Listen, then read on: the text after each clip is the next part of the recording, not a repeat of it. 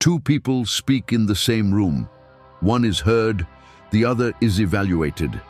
Nothing obvious separates them. No title, no volume, no charisma. Yet the room adjusts around one and not the other. Why does authority form before credentials are examined? And why do some people seem taken seriously long before they prove anything at all? Most people assume seriousness follows competence, earn expertise, speak clearly, present strong arguments, and respect will follow naturally. That belief sounds logical. It is also incomplete.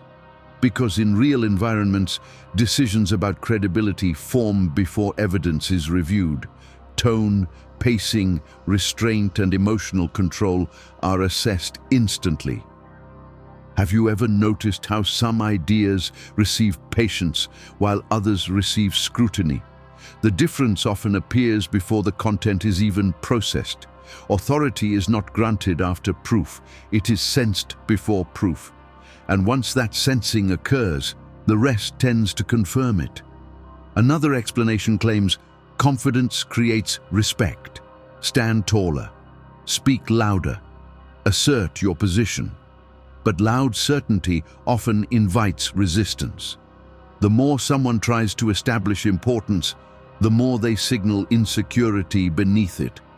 Why do certain individuals barely raise their voice, yet shift the direction of a conversation entirely? Because seriousness does not come from dominance. It comes from calibration. Emotional steadiness, measured response, and the ability to tolerate silence send signals stronger than volume ever could. Authority does not chase recognition. It allows others to adjust around it. Some believe hierarchy explains everything. Titles, status, rank, yet you've seen executives who are ignored and juniors who command quiet attention. So what is operating underneath the formal structure? Micro-signals, the first person to fill silence, the first to justify, the first to laugh off tension. These small movements reveal internal positioning, and people respond to internal positioning more than official rank. The question isn't who holds authority on paper. The question is who signals they are comfortable without seeking approval. That comfort reshapes interaction before words even matter. Most individuals try to earn seriousness by adding more explanation, more detail, more urgency. But seriousness often increases when less is added. When someone does not rush to clarify, does not compete for airtime, does not soften every edge, the room recalibrates. Why does restraint feel heavier than effort? Because restraint implies optionality, and optionality implies power. The ability to speak without proving, to pause without apologizing, to decide without persuading, these signals alter perception instantly. The room does not respond to force, it responds to composure. Leonardo da Vinci understood something most people never consciously study. Before presenting an idea, he observed the room. Before responding, he calibrated timing. His advantage was not aggression or dominance, it was proportion. He rarely rushed to demonstrate brilliance. He allowed others to underestimate him first. Why? Because perceived depth grows in silence. When a person does not hurry to occupy space, the space begins to accommodate them instead. Authority, in his case, was not performed, it was measured. And that measurement made his presence heavier than his words. This was not charisma, it was structural awareness. Vinci recognized that power often shifts before arguments begin. The individual who appears least reactive frequently shapes the frame of interaction. Have you noticed how the calmest person in a tense room often becomes the reference point? Not because they dominate, but because they regulate. Regulation signals stability, stability signals control, and control, when quiet, feels credible. The advantage was not theatrical, it was disciplined restraint. The fewer unnecessary signals he emitted, the more weight each deliberate signal carried. So what is the quiet advantage? It is gravity. not physical presence, but psychological gravity. The ability to slow the interaction without forcing it, the ability to speak without seeking validation, the ability to let others reveal themselves first. Gravity changes how others orient around you. It reduces your need to compete for attention. Instead, attention adjusts itself.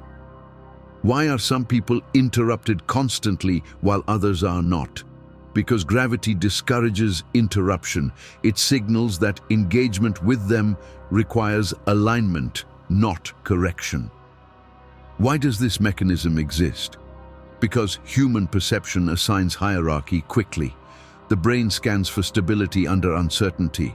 In professional environments, emotional steadiness often substitutes for proof of competence. When someone appears unhurried, unshaken, and unthreatened by silence, observers infer depth. It may not always be accurate, but it is powerful. Why does urgency often weaken authority?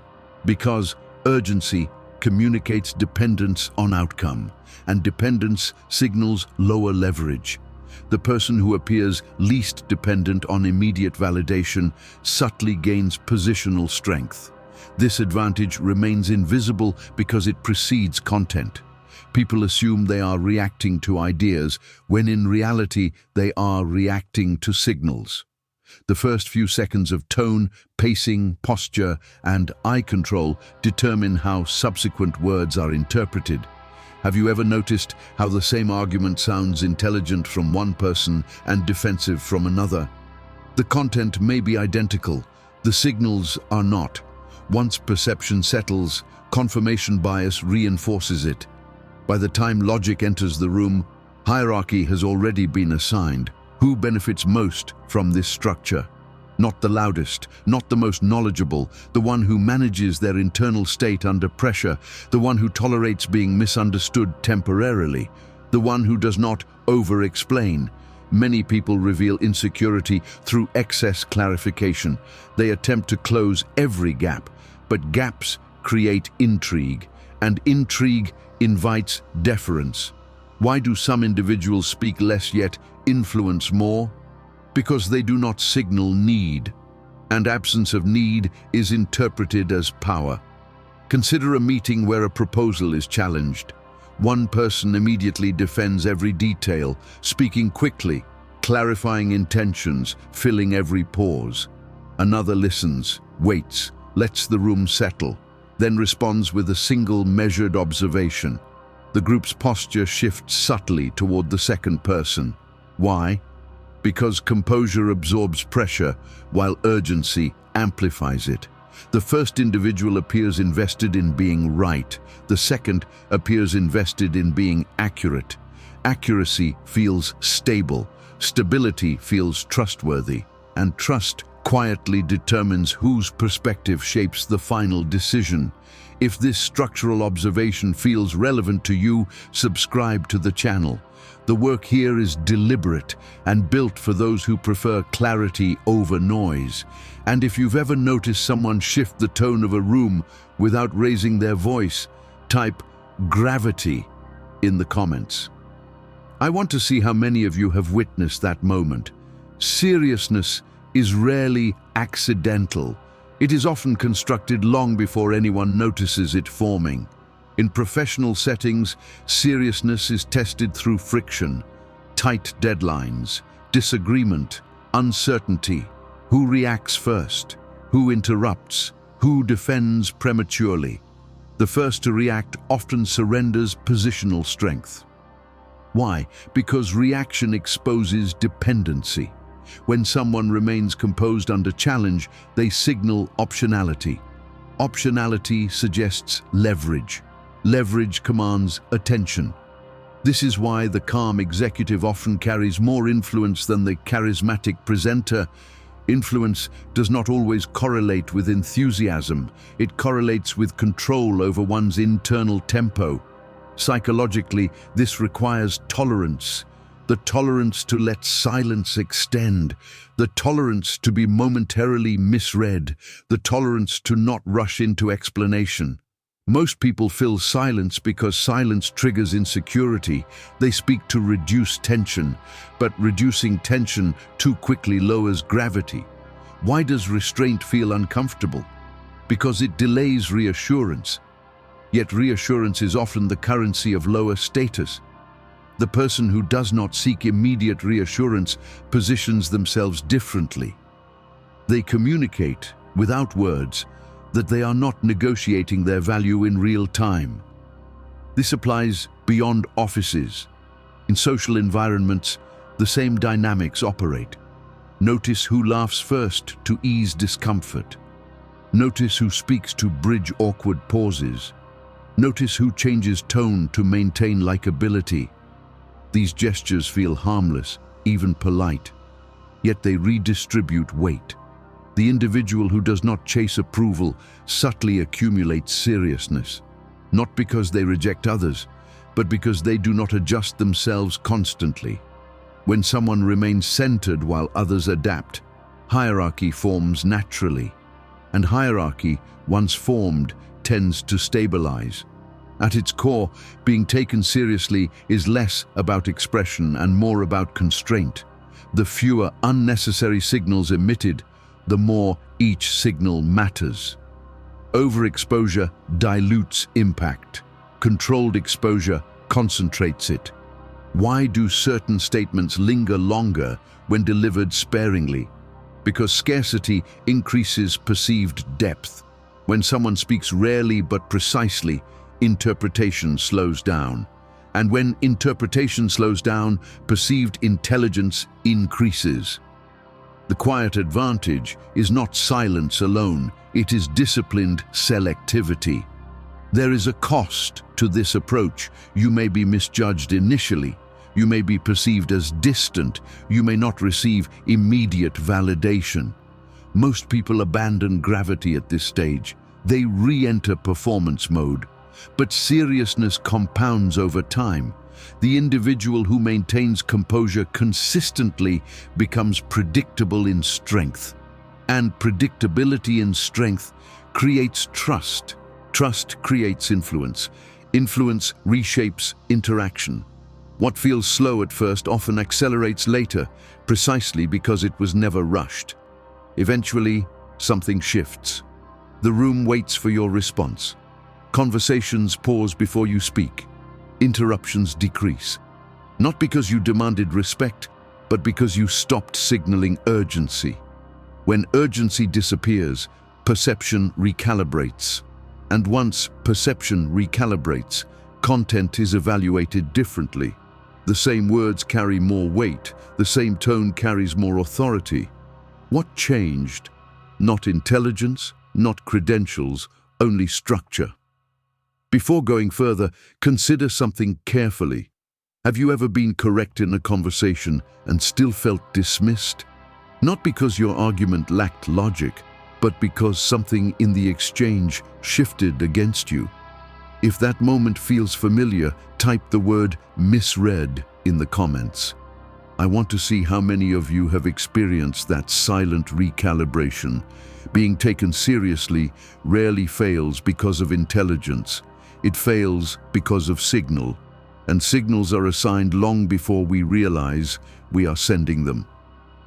A young executive once described this pattern to me. Intelligent, prepared, respected on paper, yet routinely interrupted in meetings. His presentations were detailed, his data was solid, his conclusions were defensible. But something felt off. The more he explained, the less space he seemed to occupy. Have you noticed how over-clarification can quietly erode authority? Each additional justification reduced perceived certainty. Each quick response signaled urgency. He believed he was proving competence. In reality, he was negotiating credibility in real time. What he didn't see initially was timing. He answered too quickly. He filled every pause.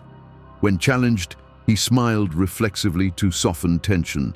These gestures were polite, but they redistributed weight. The first to ease discomfort often concedes position. Why? Because composure under friction communicates stability. When someone rushes to repair tension, observers sense dependency. He wasn't lacking intelligence, he was leaking steadiness. And steadiness, more than brilliance, shapes how seriously a person is taken. The shift came not from learning new material, but from subtracting behaviors. He began pausing before responding. He stopped clarifying unless asked directly. He allowed silence to extend beyond comfort. At first it felt unnatural, almost rude, but something changed. Interruptions decreased. Questions became more deliberate. His words began landing with more weight, not because they were louder, but because they were rarer. Why did less expression produce more influence? Because gravity forms when movement is controlled. Leonardo da Vinci rarely rushed to defend his ideas. When challenged, he observed first. He allowed others to reveal their assumptions before offering his own refinement. That patience was not passivity, it was calibration. Why correct someone immediately when their full position has not yet surfaced? By waiting, he gained clarity. By speaking selectively, he increased interpretive weight. His advantage was not speed, it was proportion. And proportion, applied consistently, makes a presence feel deliberate rather than reactive. In professional environments, the first to react often loses framing control. When someone interrupts to justify, they signal that the conversation's direction threatens them. Observers sense that threat instinctively, but when a person absorbs interruption without visible urgency, the interruption begins to feel misplaced. Have you noticed how certain individuals rarely defend themselves, yet are rarely attacked twice? Because composure alters risk perception. Challenging someone who appears unshaken feels inefficient, and inefficiency is something serious environments quietly avoid. Control over tempo is one of the least discussed forms of authority, speaking slightly slower, responding after a measured pause, allowing others to finish entirely before reframing. These adjustments appear minor, yet they reshape hierarchy. Why does rapid speech often weaken credibility? Because speed suggests pursuit, and pursuit implies need. The individual who does not pursue approval, who does not accelerate under pressure, communicates something powerful. They are not negotiating, they're standing in the moment. Every unnecessary explanation reduces signal density. When words become abundant, interpretation becomes casual. But when expression is selective, listeners lean in. Scarcity sharpens perception. Have you ever noticed how a single restrained sentence can outweigh a 5-minute defense? Because brevity suggests internal confidence. It implies that nothing needs to be added for validity. The quiet advantage is not about withholding information strategically. It is about refusing to dilute presence through excess. There is a reason most people never develop this quiet advantage. It requires tolerating discomfort. When you do not rush to explain yourself, others may misinterpret your silence. When you do not soften your tone to appear agreeable, you may seem distant. When you do not compete for approval, you may feel temporarily excluded. Can you endure that without correcting it immediately? Many cannot.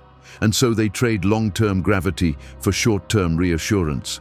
Being taken seriously demands emotional regulation that feels unnatural at first. You must allow tension to exist without dissolving it. You must resist the impulse to rescue conversations when they slow down.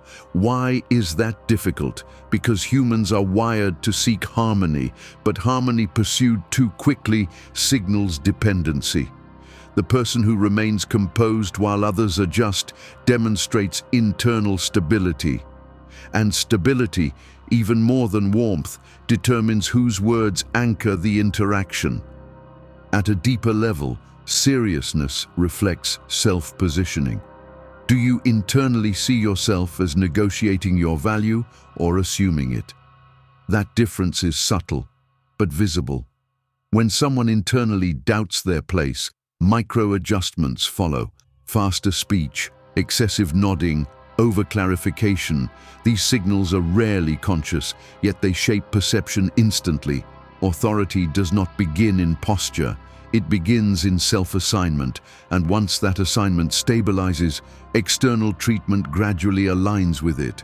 Consider a dinner gathering where conversation flows quickly. One person dominates with stories, laughter, constant commentary. Another listens, contributes sparingly, and never interrupts. When the quieter individual finally speaks, the table shifts. Voice is lower, attention narrows. Why? Not because of volume, but because of restraint. The second person never competed for space. They occupied it selectively. And selective occupation feels deliberate. Deliberate presence feels substantial. Even outside professional rooms, gravity quietly shapes who is taken seriously. Da Vinci did not seek to dominate rooms. He studied proportion of sound, of movement, of timing. He understood that force applied without calibration creates noise, not influence. By conserving expression, he amplified meaning. By observing before speaking, he adjusted to structure rather than fighting it. His advantage was quiet because it was internal. It did not depend on applause or immediate agreement, and that internal calibration made external respect more likely over time. Seriousness, then, is not an act. It is alignment. Alignment between internal steadiness and external signal. When those match, interaction stabilizes around you. When they do not, friction increases. Why do some individuals seem consistently respected across different rooms? Because they carry the same internal rhythm everywhere. They do not adapt their core to gain approval. They adapt expression without abandoning position, and that consistency compounds. Authority built through composure does not spike quickly. It accumulates. People begin consulting you before speaking decisively. They pause when you begin a sentence. They ask instead of assume. These shifts feel subtle at first, but over time they redefine interaction, not because you demanded seriousness, but because you stopped leaking it. The absence of urgency created room for interpretation, and interpretation, when favorable, becomes durable respect. And there you have it, why you're ignored before you speak. We explored how seriousness forms before credentials, how restraint reshapes hierarchy, and why composure outweighs intensity. If this video sharpened your awareness, continue with the next video. It will take the structure further. Support the channel by liking, sharing, and subscribing if this way of thinking aligns with you. Stay deliberate, stay measured, and craft your presence the way Da Vinci crafted his work, through proportion, not noise. Thank you for being here. I'll see you in the next video.